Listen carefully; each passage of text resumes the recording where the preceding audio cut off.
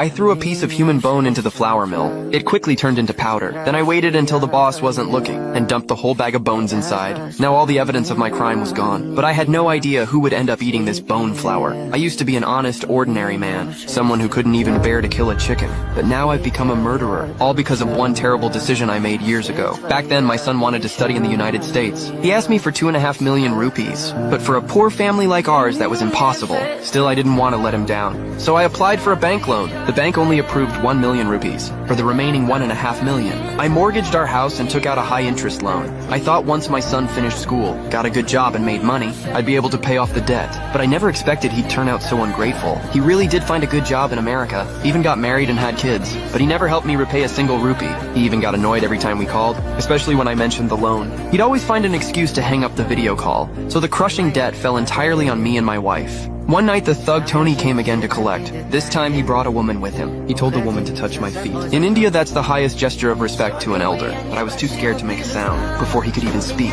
I hurried inside and brought out the month's interest payment. When Tony saw it was 2,000 short, he didn't scold me. Instead, he led the woman straight into my bedroom. A minute later, they came out disheveled, looking at the ruined room. I knew it was both a warning and a humiliation. A few days later, I had just withdrawn some cash from the bank. When Tony spotted me again, he walked right up and snatched the money. When his car wouldn't start, he ordered me to push it. I didn't dare resist and obeyed quietly, but even such a miserable life didn't crush my kindness. As a retired teacher, I still gave free lessons to poor children. I even saved from my tiny pension to buy them cakes for their birthdays, yet it was those same kids. That dragged me into disaster. That day, Tony came with a man to look at my house. He wanted to sell it to pay off my debt. I refused and begged him for a few more days. Just then, one of my students finished her homework and brought it to me for checking. Tony's eyes immediately locked onto the little girl, and I knew right away he had something wicked in mind.